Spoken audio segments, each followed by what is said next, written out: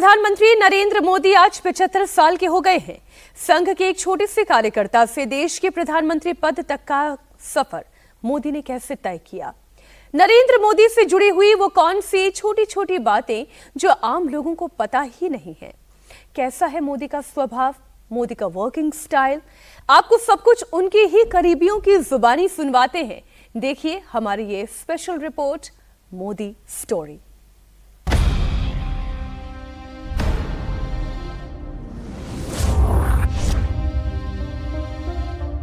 प्रधानमंत्री नरेंद्र मोदी के political ecosystem में एक शब्द है आत्मनिर्भर, जो कि बहुत महत्वपूर्ण है।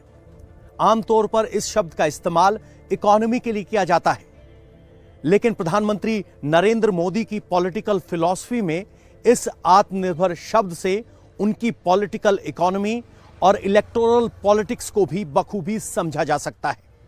प्रधानमंत्री नरेंद्र मोदी वोटर, सपोर्टर और एजेंडे के मुद्दे पर आत्मनिर्भर हैं। वो विरोधियों की जमीन पर नहीं लड़ते, बल्कि अपनी जमीन खुद तैयार करते हैं और विरोधियों को वहां तक खींच कर लाते हैं।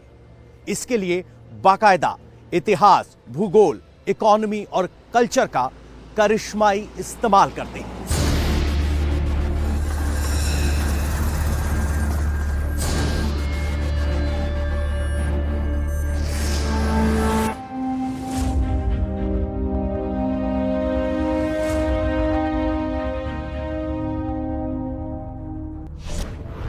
गरीब आदमी जब राजा बनेगा और उसको पूछो कि भी उनकी प्रॉब्लम क्या है, तो वो उसको मालूम पड़ेगा कि हाँ इसका ही प्रॉब्लम यह है। इसी हिसाब से मोदी जी मतलब दूसरे को भाव को समझ सकते हैं, जान सकते हैं। यहाँ तक कि कभी कभी हर महीने उनके पुराने कार्यकर्ताओं को डायरेक्ट कॉल करके बात करते हैं। मतलब कि उनका एक कॉल उस कार्यकर्ता के लिए जीवन हो जाता है, संजीवनी बन जाता है। वो हर किसी को साथ में लेके चलते हैं। ऐसा नहीं है कि वो किसी को छोड़ देते हैं, अपनी ही खुद की करते हैं। मैं ये कह सकता हूं कि he is having the bifocal vision.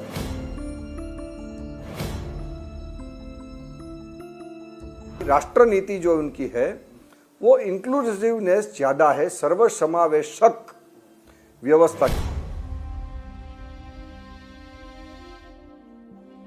Inclusiveness political theory of Modi, सबका साथ सबका विकास।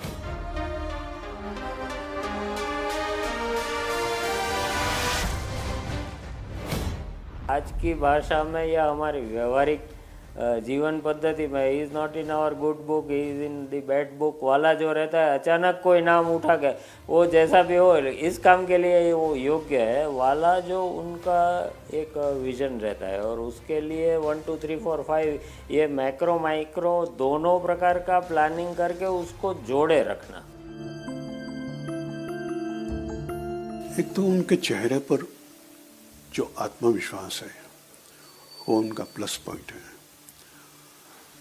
वो जो कुछ भी कहें लोगों को सच लगता है। ये एक कला है बहुत बड़ी। हमारे ड्रामा के व्यू पॉइंट से देखें तो हम नाट्यकार हैं और नाटक के अभिनेताओं को यही सिखाते हैं कि कॉन्फिडेंस ऐसा बनाना चाहिए तुम्हें कि तुम खुद पात्र बन जाओ, कैरेक्टर तुम में उतर जाए और तुम वो कैरेक्टर बन जाओ।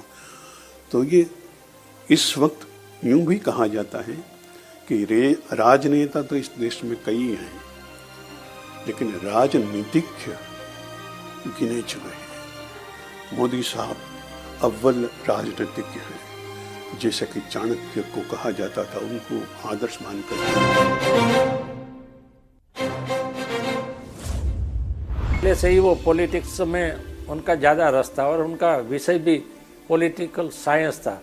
तो फिर संघ में से उनको जनसंघ में भेजा गया कि भाई आप पॉलिटिकल पार्टी में जाइए और संघ के नाते जो संघ का जो प्रतिनिधित्व है, ठीक है, संघ का जो प्रतिबिंब है वो बीजेपी में आना चाहिए, जनसंघ में आना चाहिए और उसी के आधार पर काम करना चाहिए। इसलिए वो राजनीति में भी आए।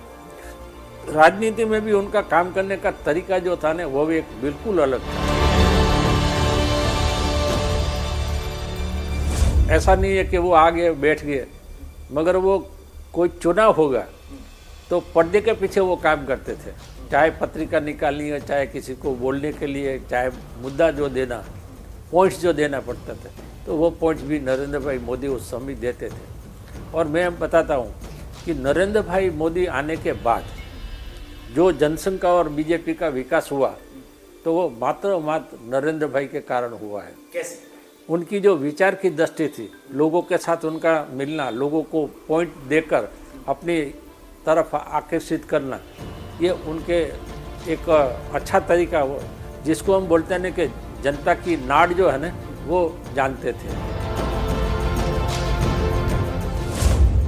बीच में रहते हुए काम करते थे और सबसे बड़ी बात, सबको पूछते थे क्या करना चाहिए। जैसे उनको कुछ आता नहीं है, उनको कुछ मालूम नहीं है और हमें ही उनको बताना है कि क्या करना है, आप समझो। तो सबको ऐसा, और जो बात उनके पास इकट्ठा होके आती थी उसमें से वो मक्खन निकाल के उसका उपयोग कर लेते थे कि अब मेरे को क्या चाहिए। ये आरएसएस का गुजरात प्रांत कार्यालय है। यहां पर स्वयंसेवक तैयार होते हैं और यहीं पर प्रधानमंत्री नरेंद्र मोदी भी तैयार हुए। अगर प्रधानमंत्री नरेंद्र मोदी की राजनीति को समझना है तो उनके आरएसएस के इस भवन से संबंध को समझना होगा। यहीं पर उन्होंने लगातार बिना छुट्टी के काम करने की यूएसपी को विकसित किया।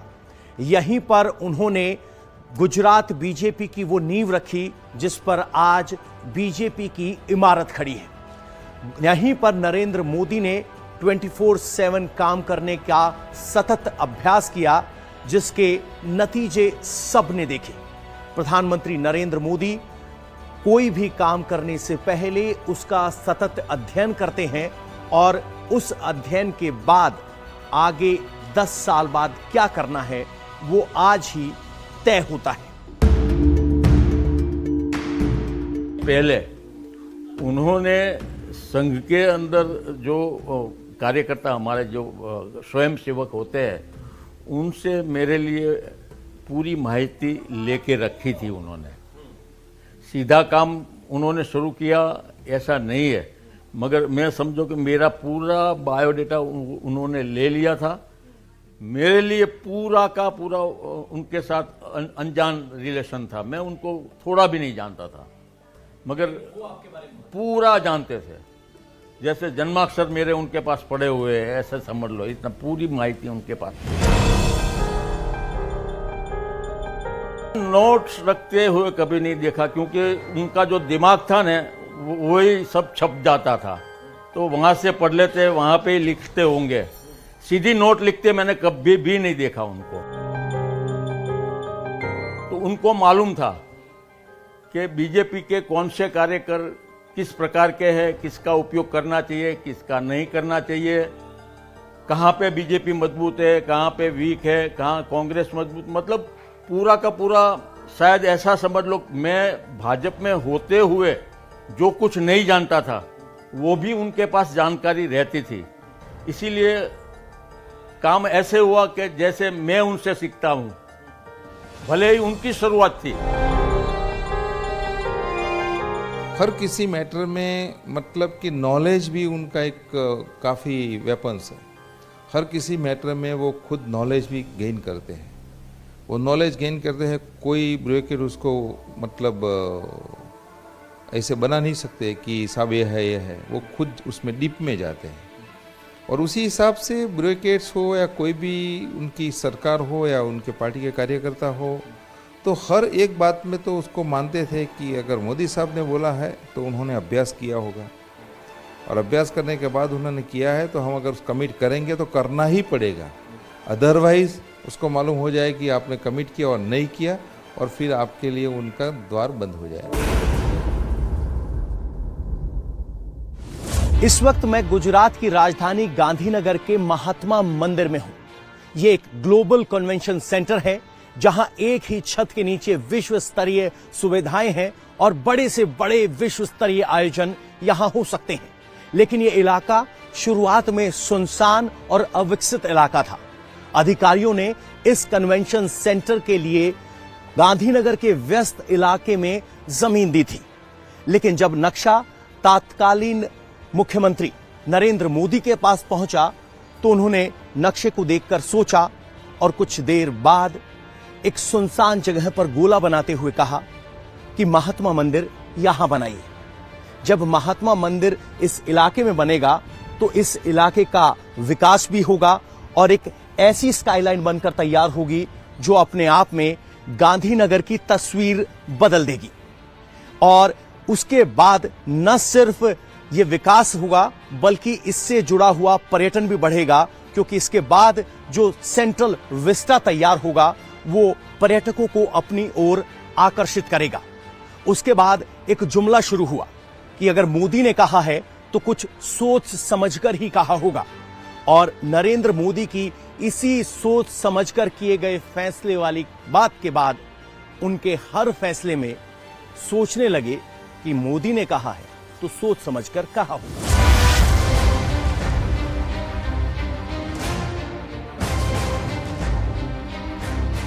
ऐसा जो अंदर का इंसान है ना, वो जो भी कुछ करेगा देश के लिए, देश के लोगों के लिए, सबका साथ सबका विकास, वो कहने की बात नहीं है। सच में उनके अंदर सबका विकास करने का पड़ा है।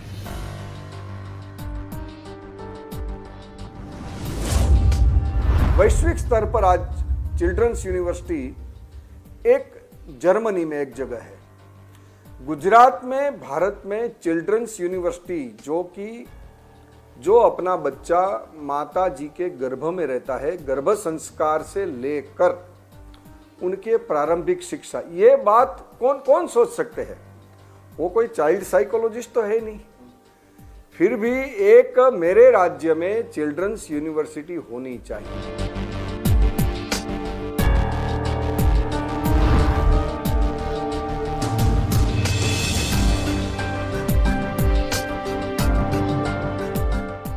चिल्ड्रंस यूनिवर्सिटी होनी चाहिए और उसके बाद अच्छे प्रशिक्षक, शिक्षक तैयार करने के लिए Indian institute of teacher education होना चाहिए। गुजरात में काठियावाड़ी अश्व जो है वो काफी सौराष्ट्र के लोकप्रिय है। वैश्विक स्तर पर भी कहा जाता है कि चेतक, महाराणा प्रताप की जो मूल नस्ल थी वो काठियावाड़ी अश्व थी। उसकी ये एक बात थी, उनका सुझाव था कि कमलेश भाई, आप सौराष्ट्र विश्वविद्यालय के कुलपति हो, आपके कार्यकाल में काठियावाड़ी अश्व के तत्वावधान में कुछ प्रकल्प, संशोधनात्मक प्रकल्प शुरू होने चाहिए। शुरू किया हमने, गुजरात सरकार ने हर संभव मदद की।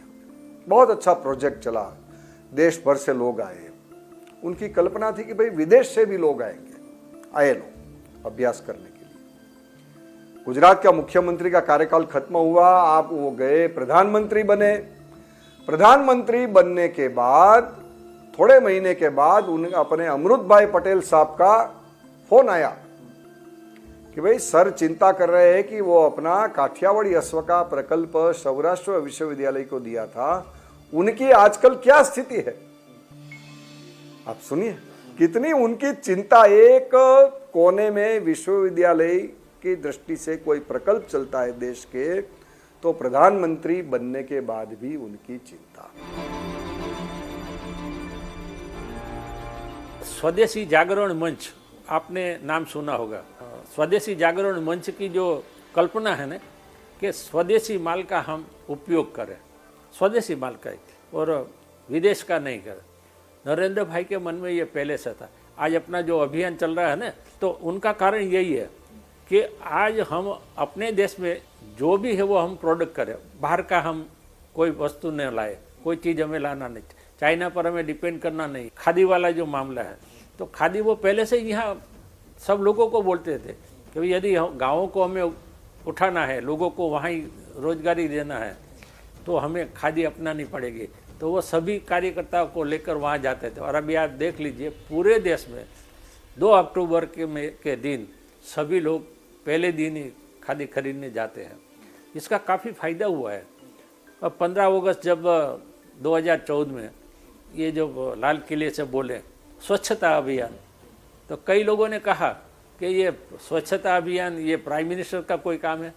मगर आज देखिए, स्वच्छता अभियान के कारण आज हमारे छोटे छोटे बालक भी है, हमारे घर के लड़के भी है, स्कूल में भी जाते हैं, वो भी कहते हैं कि ये नरेंद्र मोदी जी ने हमें बताया कि ऐसा करना है।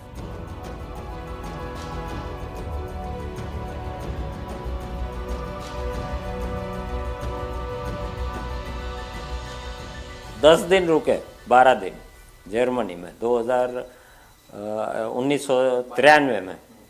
तो 93 में उस यात्रा के पूर्व उनका अमेरिका से फ़ोन आया, तब उन्होंने कहा कि भाई एक ऐसी यूनिवर्सिटी जहाँ इंटरेक्शन हो सके।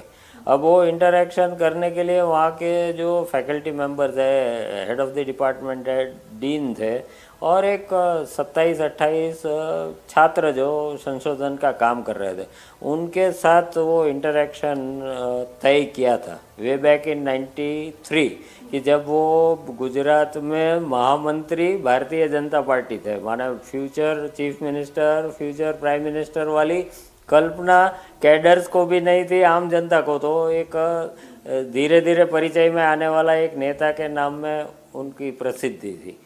तो उस समय का वो इंटरेक्शन, वो जो प्रश्न तैयार करके कागज़ में लिखकर उनसे क्या जानकारी प्राप्त करना और भारत की क्या विशेषता है, जो वो संशोधन के रूप में लेकर उसको एक ग्लोबल डायमेंशन देने वाली जो बातें रहती थी, वो सब नोट डाउन करके गए थे। नोट डाउन करवा क्या है, ये उनकी विशेषता और उस प्रकार का उनका विजन।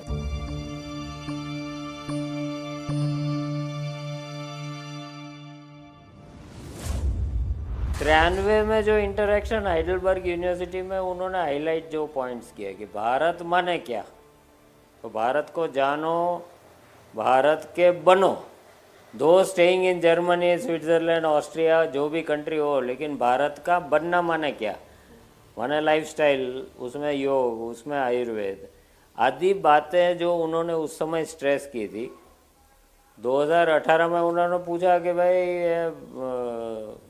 जामनगर यूनिवर्सिटी का कैंपस है, उसमें उसको एक इंस्टीट्यूट ऑफ नेशनल इम्पोर्टेंस बनाने जा रहे हैं, मालूम है ना, तो उसके लिए जो करना हो करो, आगे का जो विश्व को देने का स्थान है वो जामनगर बनना चाहिए।